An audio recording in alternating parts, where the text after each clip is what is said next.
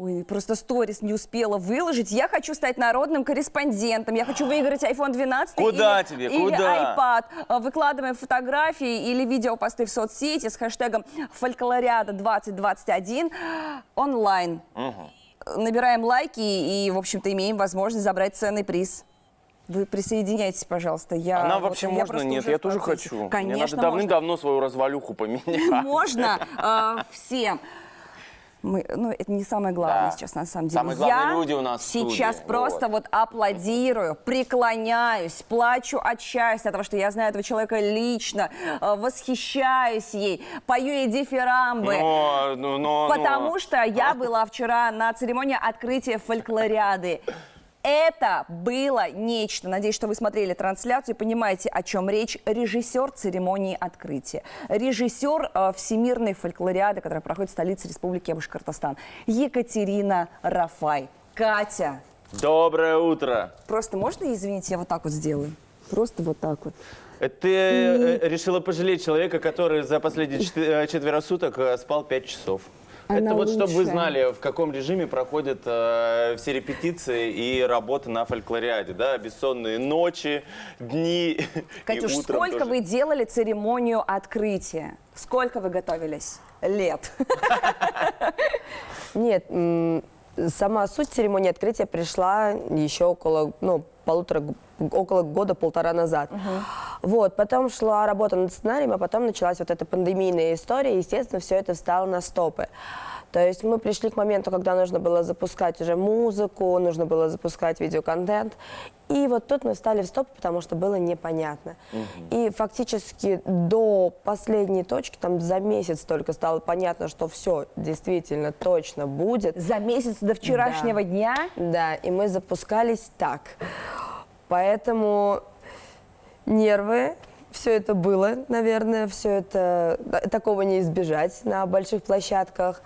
Но я очень надеюсь, что все прошло хорошо, и для нас искренним было подарком, когда зал встал после башкирского блока, просто аплодируя на то, насколько выложились артисты, которые тоже фактически они не спали, они днями, ночами жили с нами в этой Уфа-арене, репетируя, вычищая. Месяц. Вы это сделали за месяц? Ну, фактически, да. Но мне вот интересно другое. Вот такое мероприятие, вот вы говорите, что за месяц было известно. Но мне кажется, просто невозможно избежать вот каких-то огрехов, каких-то курьезов. Что было? Что было не так? Да, конечно, как бы огрехов и курьезов ты не избежишь. Есть всегда, особенно на больших мероприятиях, где много технических штук разных, есть всегда погрешности. Факторы... Мы помним Олимпиаду, как не раскрылась, например, а потом одно из этого кольцо. сделали целый флешмоб. Ну, вот у кого-то кольцо не раскрылось, в нашем случае наоборот. У нас помреже не перестраховались и заранее зарядили огромную летающую птицу с певцом. И он фактически номер и еще около минуты просто красиво лицезрел трибуны, лицезрел, как танцует кубанский казачий хор, махал людям, зрителям. Он появился раньше, чем должен был. Ну да. Да никто этого не понял, мне кажется. Все так было задумано. Я не поняла, я это видела, я правда не поняла, как будто так задумано. Ну вот.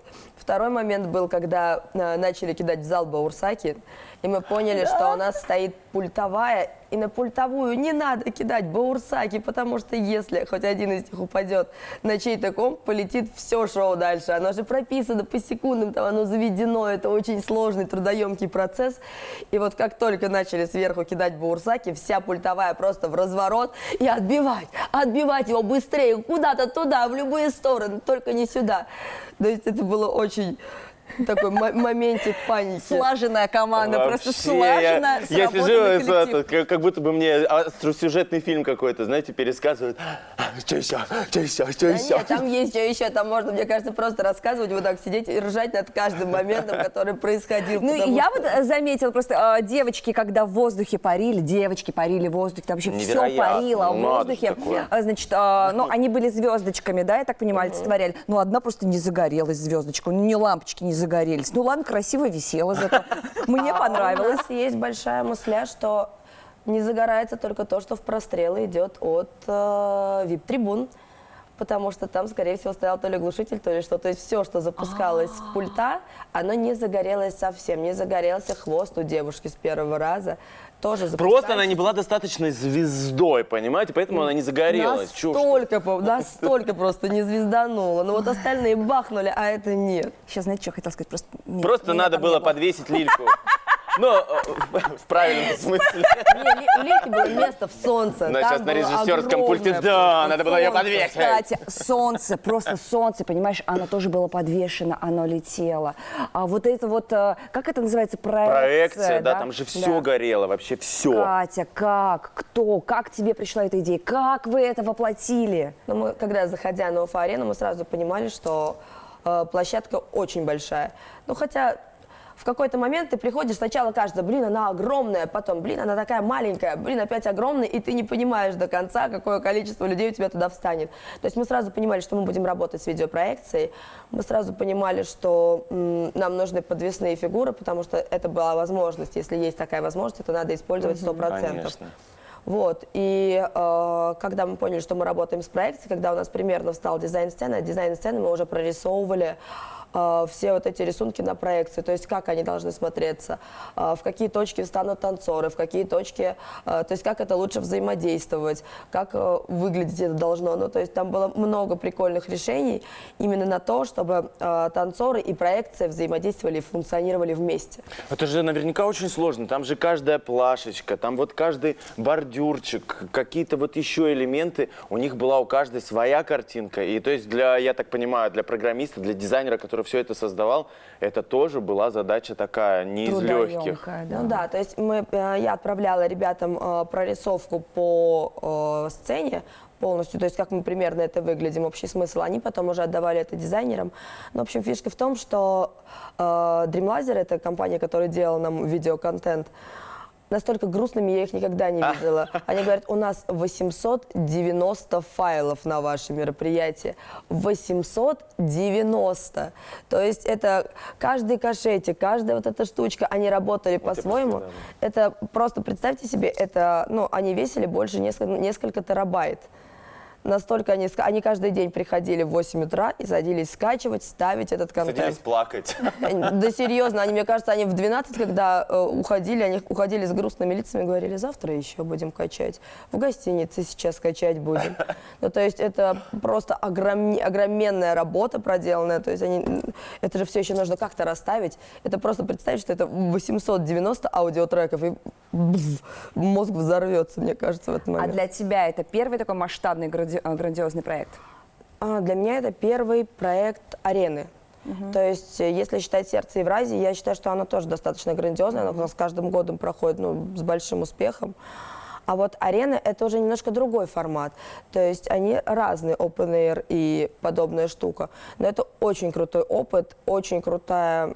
Скилл, как сейчас говорят. Да, скилл очень крутой. Я для себя вынесла много прям таких моментов, по которым я поняла, что если будет такое в будущем, то прям мы…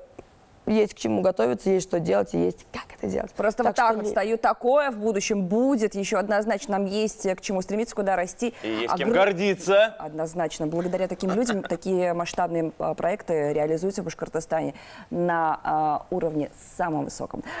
А артистов сколько было? Как вот их всех собрать, объединить, все это развести по картинке? Сколько там было артистов? Больше 1000. Больше 1000 артистов, чтобы вы понимали. И основная масса – это наши артисты Республики Башкортостан. Да. Но были ведь и другие, которые не приезжали на репетиции. Мы были готовы. Серьезно? Ну, из Вот они Москвы, какие например. хитренькие. Московские. Да, они приехали только на сдачу, фактически. Приехали за 3 дня вставать в хореографию, вставать в вокал и так далее. За день? Ну, за 2, где-то так. То есть приехал кубанский казачий хор за несколько дней, приехал театр русской песни Надежды Бабкиной за 2-3 дня.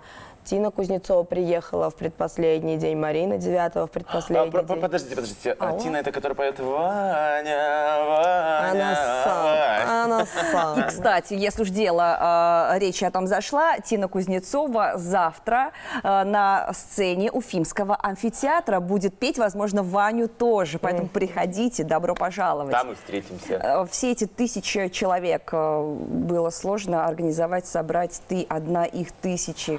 Я не не одна, у нас огромная команда, то есть у нас большая, хорошая, сильная команда, которая работает с этим. Один человек никогда такое не вытащит. Можно я сейчас скажу? Команда! Вам Вы от нас лучшие. огромный Они привет, просто респект. богини, боги и богини, которые Воздушный работали, поцелуй. собирали это все, делали, размещали, пытались кормить, успокаивать, когда нужно подбадривать, когда нужно выпинывать из-за кулисы быстрее и говорить: зубы улыбнулись, пошли, работаем.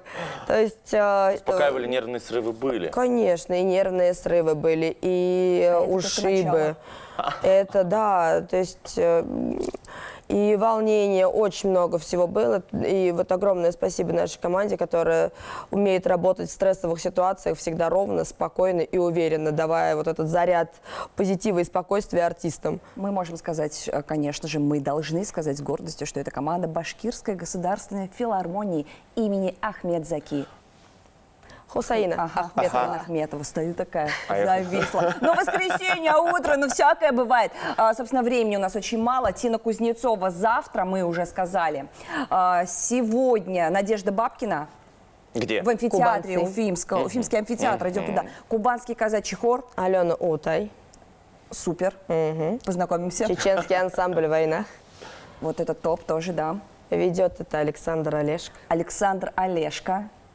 И с ним тоже познакомимся, конечно. Давайте мы скажем, Александр Олешко и Гульмира Исмагилова. Это наши стоит, коллеги. да, Наша Да. красоточка. Да. Завтра Тина Кузнецова. И Оренбургский хор. Это из топовых мы вам, Да. из известных. Послезавтра перечислили. Манижа. Послезавтра Манижа? Послезавтра Манижа. Юху! Я там тоже просто буду. Чувствую, тебе делать повезло селфи, больше, что чем повезло, мне. повезло. Спасибо огромное. Блин, так еще хочется много всего спросить. Как Значит, всегда, еще придем. вне эфира будем беседовать. Придем? Когда-нибудь. Екатерина Рафай, режиссер 6-й Всемирной фольклориады, которая в эти дни проходит в столице Республики Башкортостан. Человек, на чьих плечах... Оркестр. Да, все вот это грандиозное, громадное действие на ее плечах, на плечах, конечно же, ее суперкоманды. Пожалуйста, ну, если получится, поспи где-нибудь. Просто желаю Где-нибудь. тебе этого. Где-нибудь, как-нибудь, да. Там где-нибудь у вас нас за В общем, декорашечкой. тебя, да, к себе сейчас в Диванчик кабинет есть. отведем. Береги себя, пусть все будет круто и удачной рабочей недели. Пожалуйста, До меньше, встречи, меньше дорогие. срывов, меньше нервов. Хорошо? Договорились? Так их и так нет, все отлично. Так, нам и вам, всем, друзья. хорошего, классного праздника. Фольклориада продолжается. Мы продолжаем освещать ее на башкирском спутниковом телевидении. Лилия Курамшина. Иван Тихонов. Пока-пока. Пока.